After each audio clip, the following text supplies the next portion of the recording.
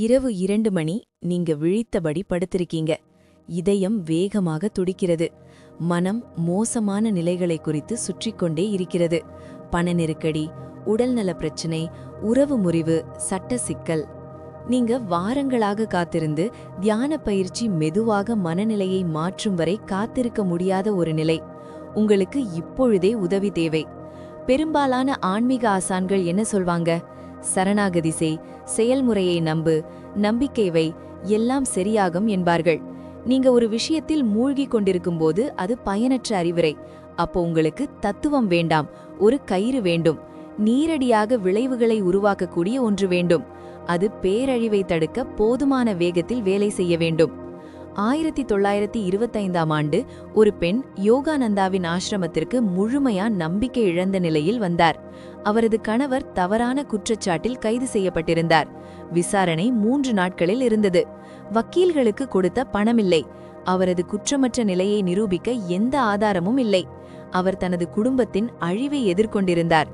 அவர் யோகானந்தாவிடம் கேட்டார், எல்லோரும் என்னை பிரார்த்தனை செய்ய சொல்கிறார்கள். ஆனால் என் பிரார்த்தனைகள் கூரையை தாண்டி திரும்பி விடுகிறது. உண்மையில் வேலை செய்யும் ஒரு பிரார்த்தனை இருக்கிறதா? நான் ஆசைப்படக்கூடிய விளைவுகளை உருவாக்கும் ஏதாவது இருக்கிறதா? யோகானந்தா அவரை பார்த்து அதிர்ச்சியான ஒன்றை சொன்னார். ஆம், இருக்கிறது.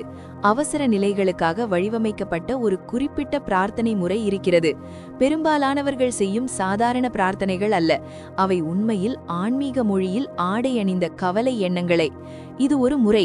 இது உங்க ஆழ்மனதில் திரட்டப்பட்ட சக்தியை உருவாக்குகிறது. அது நேரடியாக தெய்வீகத்தை அடைகிறது. அது 24 மணி நேரத்திற்குள் காணக்கூடிய விளைவுகளை உருவாக்குகிறது. அவர் அவளுக்கு சரியான முறையை கற்றுக் கொடுத்தார். அவள் வீட்டுக்கு சென்று அதை முறையாக பின்பற்றினாள். 24 மணி நேரத்திற்கு பிறகு எதிர்பாராத இடத்திலிருந்து புதிய ஆதாரம் வெளிவந்தது. அது அவரது கணவரின் குற்றம் செய்யவில்லை என நிரூபித்தது. வழக்கு தள்ளுபடி செய்யப்பட்டது. அந்த ஆதாரம் எங்கிருந்து வந்தது என்று அவள் அறியவில்லை. அது எப்படி சரியான நேரத்தில் வந்தது என்பதையும் அவள் அறியவில்லை.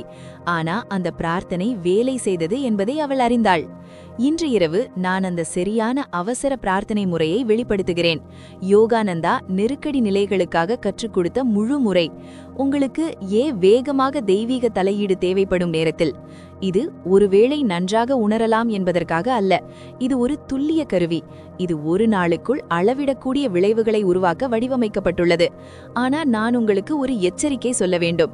இந்த முறை வேலை செய்யும். நீங்க உண்மையான அவசர நிலையை எதிர்கொண்டால் மட்டுமே. நீங்க இந்த முறையை கொடுக்கப்பட்டபடி மாற்றமின்றி பின்பற்றினால் மட்டுமே. மற்றும் சில சமயம் பதில் இல்லை என்பதை ஏற்க தயாராக இருந்தால் மட்டுமே. அது உங்களுக்கு சிறந்தது அல்ல என்பதை தெளிவாக காட்டும். இல்லை, இது பிரபஞ்சத்தை கட்டுப்படுத்துவதல்ல. இது தெய்வீக சித்தம். உண்மையான தேவைக்கு மிக வேகமாக பதிலளிக்கக்கூடிய சூழ்நிலையை உருவாக்குவது. சாதாரண பிரார்த்தனை ஏன் தோல்வியடைகிறது? இந்த முறைக்கு முன் ஏன் 99% பிரார்த்தனைகள் எந்த விளைவையும் தரவில்லை என்பதை புரிந்து கொள்ள வேண்டும். பெரும்பாலானவர்கள் இப்படி பிரார்த்திக்கிறார்கள். கடவுளே, தயவு செய்து எனக்கு இந்த வேலை கிடைக்க உதவுங்க. எனக்கு இது மிகவும் தேவையாக உள்ளது. தயவு செய்து, தயவு செய்து. பிறகு அவர்கள் உடனே கவலைப்படத் தொடங்குறாங்க. உங்க வேண்டுதல்களை கடவுள் கேட்டாரா? நான் சரியாக பிரார்த்தனை செய்தேனா? நான் உதவி பெற தகுதியானவனா? இது வேலை செய்யாது. 5 காரணங்களுக்கு. முதல் காரணம், உங்க பிரார்த்தனை நம்பிக்கையிலிருந்தல்ல, நம்பிக்கை இழப்பிலிருந்து வருகிறது. நீங்க சொல்வது, நான் பலவீனமாக இருக்கிறேன், நான் பயப்படுகிறேன், இது வேலை செய்யாது என்று நினைக்கிறேன் என்று. அந்த மனநிலை தெய்வீக சக்தியுடன் இணைவதில்லை.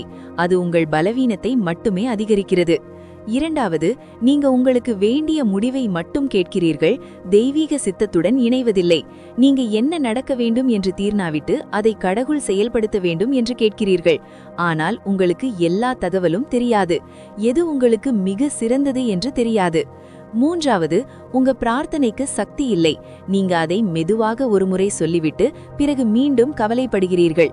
நான்காவது, நீங்க ஒருமுறை பிரார்த்தனை செய்து பிறகு மறந்து விடுகிறீர்கள் அல்லது தினமும் புதிய விஷயங்களை கேட்கிறீர்கள். ஐந்தாவது, நீங்கள் உண்மையில் நம்பவில்லை. தீர்வு: 24 மணி நேர அவசர முறை. பகுதி 1: தெளிவு. நீங்க என்ன கேட்கிறீர்கள் என்பதை தெளிவாக எழுதிக் கொள்ள வேண்டும். பகுதி 2: சுத்திகரிப்பு. கோபம், குற்றகுணம், பயம், இவை அனைத்தையும் 24 மணி நேரத்திற்கு விட வேண்டும். நான் உன்னை மன்னிக்கிறேன், நான் என்னையும் மன்னிக்கிறேன், நான் பயத்தை விடுகிறேன் என்று சொல்லுங்க. பகுதி 3 சக்தி பிரார்த்தனை 30 முதல் 60 நிமிடங்கள் வரை இடைவிடாமல். கடவுளே, நான் உங்கள் பிள்ளை, எனக்கு இப்போது உதவி தேவை, நீங்க எனக்கு உதவி செய்கிறீர்கள், இது ஏற்கனவே நடந்து கொண்டிருக்கிறது, நன்றி நன்றி நன்றி என்று சொல்லுங்க. பகுதி 4 விடுதலை. பிரார்த்தனை முடிந்த பின் கவலைப்படாதீர்கள். பகுதி 5 திறந்த மனம். உதவி எதிர்பாராத வழியில் வரலாம். பகுதி 6 3 மணி நேர நன்றி நன்றி, இது நடக்கிறது. பகுதி 7 அறிதல். ஏதாவது மாற்றம் நடந்தால் கவனியுங்கள். இது எப்படி வேலை செய்கிறது? இது மதம் அல்ல, இது மனசாட்சி விஞ்ஞானம். கவனம், உணர்ச்சி, நம்பிக்கை இவை சேர்ந்து சக்தியை உருவாக்கும். எச்சரிக்கைகள்: லாட்டரி வெல்ல பயன்படுத்தாதீர்கள். மற்றவர்களை கட்டுப்படுத்த முயற்சிக்காதீர்கள்.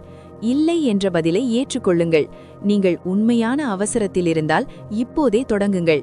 இந்த முறையை மாற்றமின்றி பின்பற்றுங்கள். இதனை தேவையானவர்களுடன் பகிருங்கள். நீங்கள் விளைவுகளைக் கண்டால் கமெண்ட் செய்யுங்கள். பிரார்த்தனை மூடநம்பிக்கையல்ல, அது விஞ்ஞானம்.